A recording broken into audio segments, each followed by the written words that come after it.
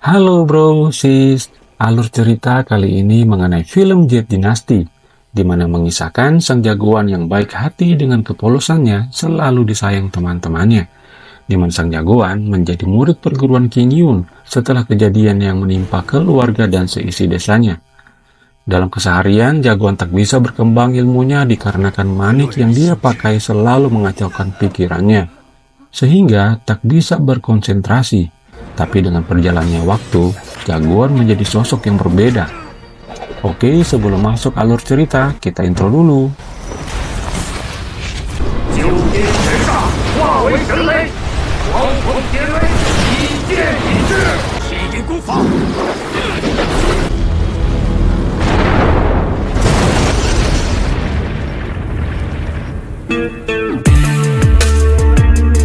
Dikisahkan perguruan King Yun, pemilik pedang pusaka dinasti Jade, menjadi pemimpin di dunia persilatan, di mana di situ ada 7 puncak: Tongtian, Longsu, Feng Hui, Chaiyang, Luoxia, Dasu, dan Xiaosu. Dan di puncak Dasu, jagoan Sang Xiaofan berada. Dia adalah lelaki culun, menjadi murid terakhir di perguruan itu, yang keadaannya tak bisa berkembang dikarenakan manik yang selalu dia bawa. Di awal kisah, sang jagoan namanya Sang Xiaofan sedang menghayal, di mana dia sedang bermesraan dengan Tang Yixin. Dia pun tersadar ternyata dia harus menyajikan makan siang untuk mereka semua.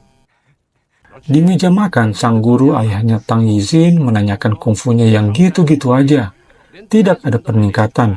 Beruntung para murid lain dan Tang Yixin selalu membelanya.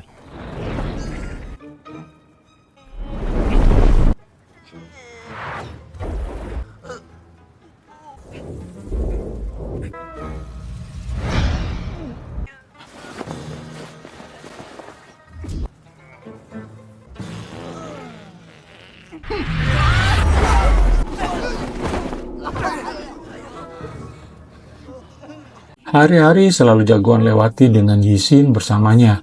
Dia mengajarkan teknik tenaga dalam aliran Dazu.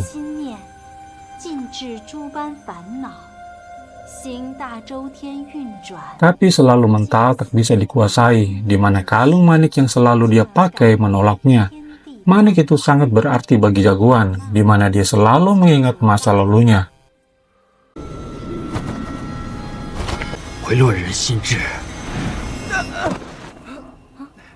Jagoan pun menceritakan hari ini pas 10 tahun terjadinya kejadian itu kepada Yixin, sambil mereka ke desa jagoan.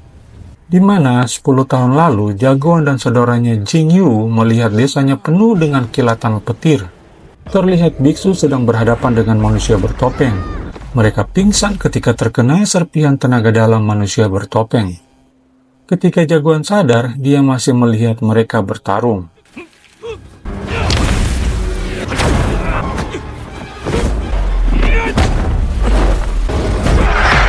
Sampai akhirnya mereka mengeluarkan tenaga dalam.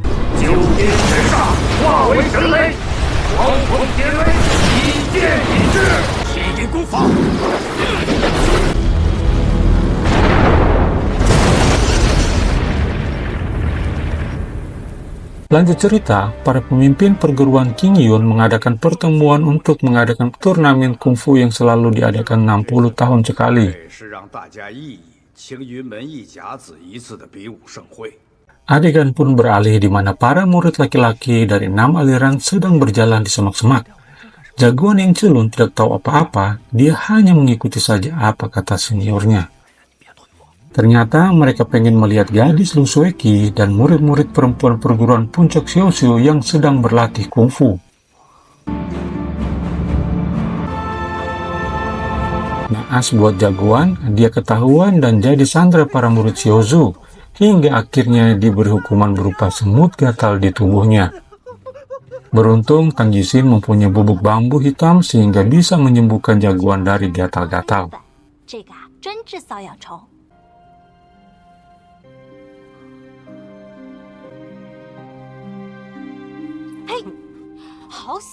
Lanjut cerita, terlihat jagoan sedang curhat mengenai hubungannya dengan Tang Yixin kepada binatang dewa, namanya Ling Zun. Hari pun berganti, Tang Yixin datang memberikan kitab Yu King Jin untuk jagoan. Jagoan pun berlatih ilmu tersebut, tapi sayang selalu tidak bisa karena manik itu selalu mengacaukan aliran energi maupun pikiran jagoan.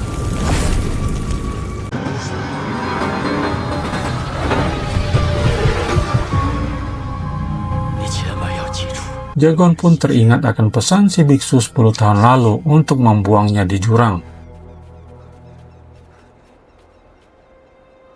Ketika jagoan mau melemparnya, si monyet datang menghalaunya dan mengejar jagoan sampai jagoan jatuh ke danau.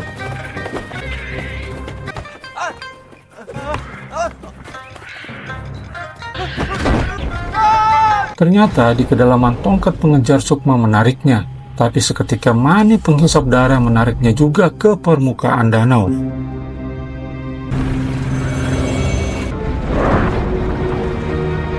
Sementara itu, di darat si monyet telah menunggunya untuk mengambil manik itu. Lanjut, si monyet menggigit tangan jagoan. Seketika itu juga manik menghisap darah jagoan. Di waktu bersamaan, tongkat pengejar sukma melesat naik dari dalam danau ke atas langit. Begitu juga manik menghisap darah seakan terbang menjauh dari jagoan. Tapi tiba-tiba tongkat itu menyambar manik menghisap darah. Dan secara tak terduga terjadi penyatuan di mana terciptanya senjata yang tak tertandingi. Setelah itu terlihat jagoan menolong si monyet dari lumpur hidup. Monyet pun menjadi peliharaan jagoan mendampingi anjingnya.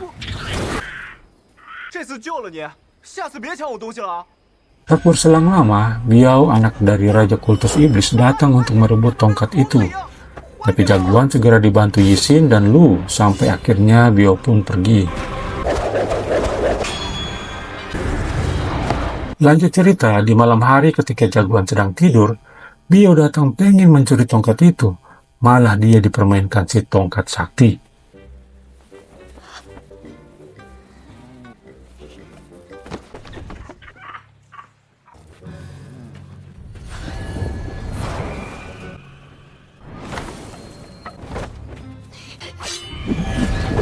Pagi harinya, jagoan pun bangun dan kaget si Biao tidur di sampingnya. Dengan keluguan jagoan, dia selalu tak merasa terancam akan hidupnya.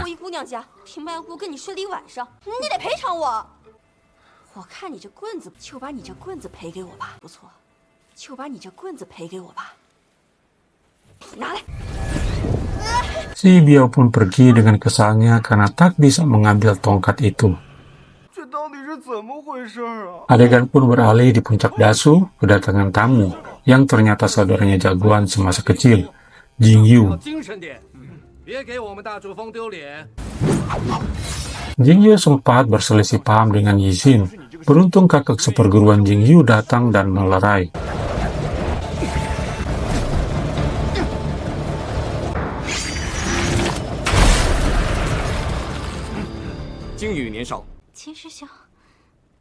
Waktu pun berlalu, jagoan dan Biao bertemu di taman bunga, dan kelihatan mereka semakin dekat.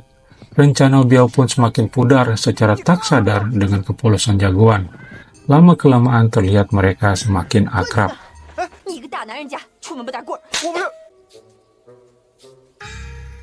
Di hari berikutnya, secara tak sengaja, jagoan melihat kakak seperguruannya yang didambakan ternyata menyukai Qi Hao dari puncak Longsu. Dia pun kecewa berat dan lari tak karuan. Tak berselang lama, jagoan bertemu Biao dalam pelarian. Biao dikejar-kejar perguruannya. Mereka pun bersembunyi di suatu gua. Dan hubungan mereka pun semakin dekat, di mana secara tak sadar mereka saling curhat akan masa lalunya.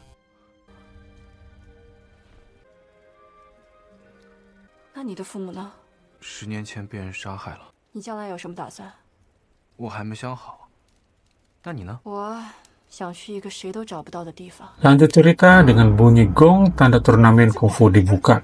Dan dengan bantuan Lu, jagoan lolos ke babak 2 tanpa melalui pertandingan.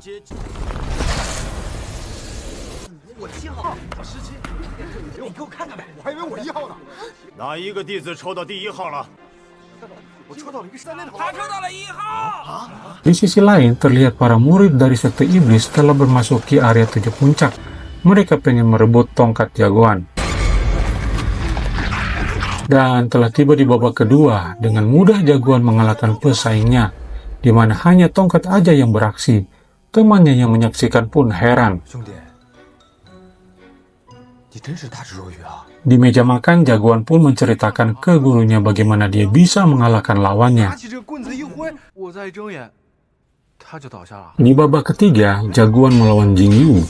Pikir Jingyu dia akan mudah mengalahkan jagoan, tapi kenyataan malah dia diobok-obok jagoan, dan Jingyu pun kalah. Di tempat sepi, jagoan sangat menyesal telah mengecewakan saudaranya. Dia pun membuang tongkat itu. Waktu pun berlalu, di mana terlihat si monyet mengajak jagoan ke suatu tempat yang ternyata Lu terbaring lemas di pinggir sungai kecil. Jagoan pun menolongnya.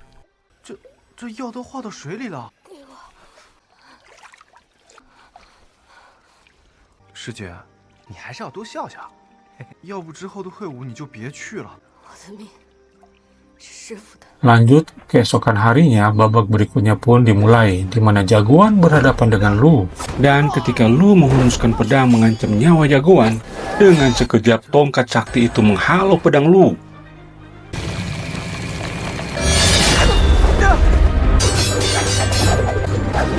Ketika beradu di udara, jagoan tak tega melihat Lu. Jagoan pun jatuh tak sadarkan diri terkena pukulan Lu.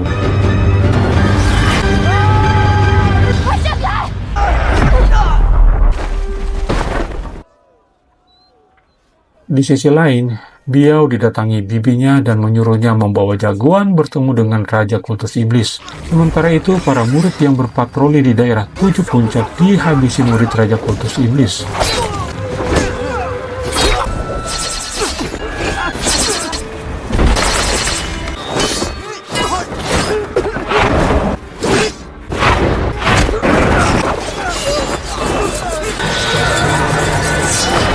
Adegan beralih di mana jagoan yang tak sadarkan diri diperiksa energi vital dan kungfunya oleh para 7 tetua perguruan King Yun, yang ternyata masih murni tak tercemar. Para tetua mencoba mengendalikan tongkat itu, tapi tak satupun dari mereka bisa mengendalikannya. Pada malam hari, jagoan dijaga ketat oleh para murid perguruan King Yun. Tiba-tiba Biao datang melemparkan serbuk, dan seketika itu juga para murid King Yun tertidur pulas. Biao pun membawa jagoan pergi dari tempat itu. Biao mempertemukan jagoan dengan Raja Kultus Iblis dan rombongannya. Si Raja Iblis berusaha mengambil tongkat itu, tapi tak bisa. Tongkat itu patuh pada jagoan. Dan di saat Raja Iblis menyerang jagoan, Biao menghalanginya sampai Biao pun terlempar.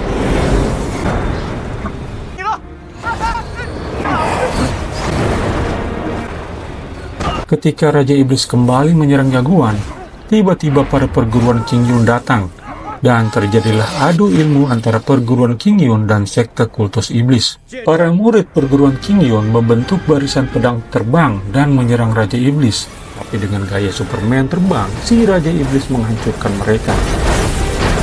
Murid perguruan King Yun pun kocar-kacir dibuat kalah sama pengikut sekte Kultus Iblis. Di sisi lain, terlihat Biao diserang Yixin dan Lu. Beruntung jagoan bisa melerainya, walaupun Biao terkena tusukan Lu Sueki.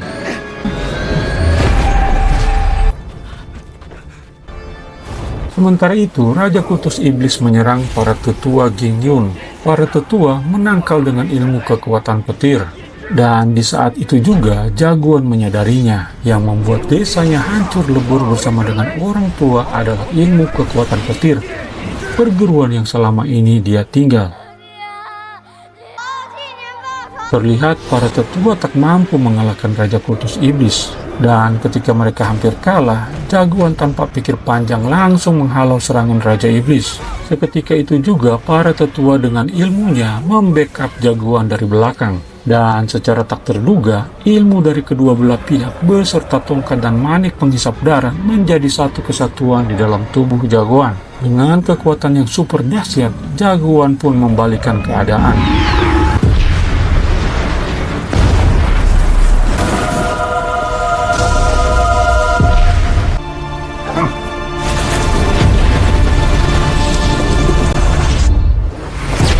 balik ke jagoan, kelihatan dia tak bisa mengendalikan pikirannya, di mana amarah yang timbul membuat dia jadi berubah. Malah para sesepuh perguruan menyerang jagoan.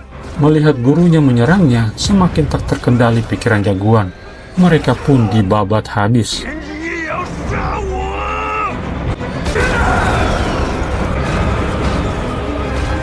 Ketika jagoan semakin tak waras, mau memukul gurunya, datanglah Tang Yizin. Tubuhnya dijadikan perisai sehingga terkena pukulan tongkat jagoan. Pada saat jagoan mau memukul Yizin, Yizin memanggil namanya. Seketika itu juga mulailah jagoan sadar.